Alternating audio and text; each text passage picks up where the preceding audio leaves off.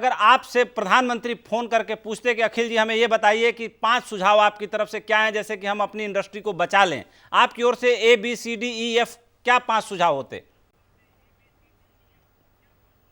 देखिए, एक जो मैंने प्रस्ताव दिया था वो तो मेरे ख्याल से लगता है कि पीएमओ तक पहुंच गया। उन्होंने उस चीज को मान लिया कि सरकारी अधिकारियों के डीए को 1 साल तक उन्होंने रोक दिया। जी जी, आपने बोला था हमारे चैनल जैसे पे। उस दिन आपने इंगित किया था, कुछ लोग बुरा मान जाएंगे। जी जी लोग इसका बुरा मान जाएंगे, लेकिन राष्ट्र धर्म में किसी का अच्छा बुरा मानने की बात नहीं है। जी जी, मेरा सुझाव है, जितना मंदिरों में, जितना वक्फ बोर्ड में, जितना क्रिश्चियन मिशनरीज में, जितना सोना और धन उन्होंने संग्रह किया हुआ है, बिल्कुल सरकार उसको अधिग्रहित करे और सारे धन का जो हमारे एमएसएमई हैं उनको देने का प्रयास करे। जितना भी धन है ये राष्ट्र का धन है। बिल्कुल। जितना सोना वहां पे मंदिरों और मस्जिदों और वक्फ बोर्ड के अंदर है, उसको सरकार, पीएम जो हमारे माननीय प्रधानमंत्री हैं, बहुत हिम्मती व्यक्ति हैं, साहसी कदम लगाएं, लें। किसी को अच्छा लगे या बुरा लगे, राष्ट्र धर्म में इसकी आवश्यकता है। तीसरी आवश्यकता है, जो सबसे ज्यादा परेशान वर्ग है वो बिलो पॉवर्टी लाइन के नीचे वाला है, और उससे ज्यादा परेशान वर्ग है जो अल्प मध्यम वर्ग वाला है, जो बहुत ज्यादा परेशानी में है, जिसको 30-40 हजार रुपए की तनख्वाह मिलती थी और उसने ईएमआई ले रखा था, उसको तुरंत मदद देने की आवश्यकता है। एक तीसरा मैंने निवेदन किया था कि अगर ये भी लोगों को बुरा लगेगा, जितने engineering college, MBA institute, universities हैं, इनके सारे हॉस्टल्स को अधिग्रहित कर लीजिए, नेशनलाइज कर दीजिए। जब तक कोरोना का कहर खत्म नहीं होता, उनके हॉस्टल्स में जो गरीब लोग हैं, जो सोशल डिस्टेंसिंग मेंटेन नहीं कर पा रहे हैं, क्योंकि आप उनको घर से बाहर नहीं निकलने दे रहे हैं और घर के अंदर उनके पास स्थान नहीं है, छोटे छोटे कमरे में 10-15 लोग रह रहे हैं और बीमारी को फैला रहे हैं, engineering college, MBA institute, universities के हॉस्टल्स को अधिग्रहित कीजिए।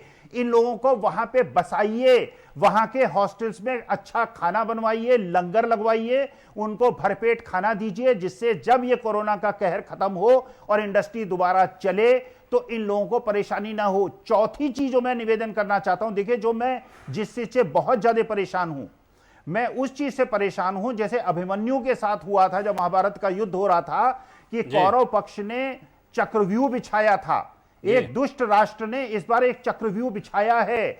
अभिमन्यु चक्रव्यूह के अंदर घुस तो गया है, क्योंकि उसे रास्ता अंदर जाने का पिता अर्जुन ने बताया था।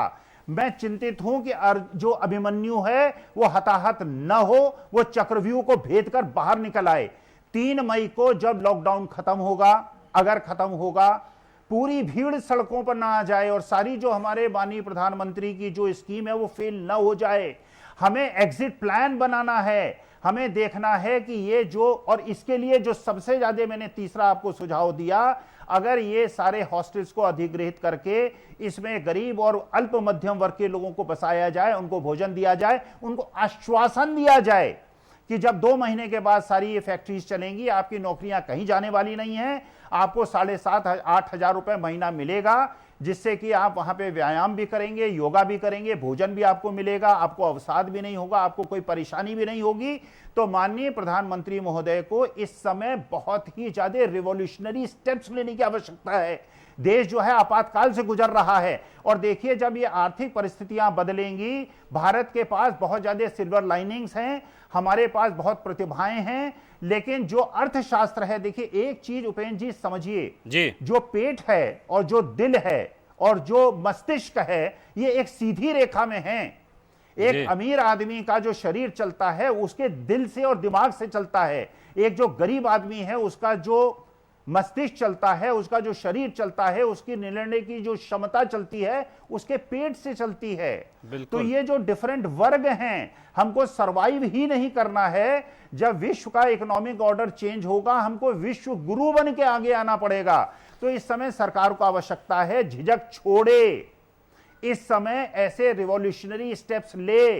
अगर कुछ लोगों को बुरा लगता है, बुरा लगे, लेकिन हमें देश की अर्थव्यवस्था को, गरीब वर्ग को, मध्यम वर्ग की हैंड होल्डिंग करनी पड़ेगी, एमएसएमई की हैंड होल्डिंग करनी पड़ेगी। उनको आश्वासन देना होगा कि वो खत्म नहीं होंगे, उनका सरकार ध्यान रखेगी। और अगर ऐसा होगा तो मैं आपको बिल्कुल ये आश्वासन दे सकता हूं कि 2 साल के बाद भारत एक विश्व की सबसे बड़ी अर्थव्यवस्था बनकर सामने खड़ी होगी। और अगर हम चूक गए, अगर हमने अपने एमएसएमई को नहीं बचाया, अगर हमने अपने मध्यम वर्ग को और अल्प वर्ग को नहीं बचाया, देखिए हिंदुस्तान की जो ये डेमोग्राफिक डिविडेंड है, ये हमारी बहुत बड़ी शक्ति है। और ये डेमोग्राफिक डिविडेंड हमारा बहुत बड़ा डिजास्टर भी हो सकता है, क्योंकि हमारे बच्चों की एस्पिरेशंस हैं, वो पढ़ लिख के पैसा कमाना चाहते हैं, अपने माँ बाप की सेवा करना चाहते हैं, उनको रोटी देना, उनको रोजगार देना, उनको अपने स्थान पे उद्योग में और नौकरी में उनको व्यवस्थित करना, ये सरकार का उत्तरदायित्व है। और सरकार अखिल जी, आपने बहुत अच्छे सुझाव दिए और मुझे उम्मीद है कि आपका एक सुझाव अगर 2 हफ्ते के भीतर प्रधानमंत्री ने मान लिया है कि डीए रोक दिया है सभी केंद्रीय कर्मचारियों का, तो आपके 5 सुझावों में से तो 5 संस्तुतियों में से तो एक संस्तुति मान ही ली गई है।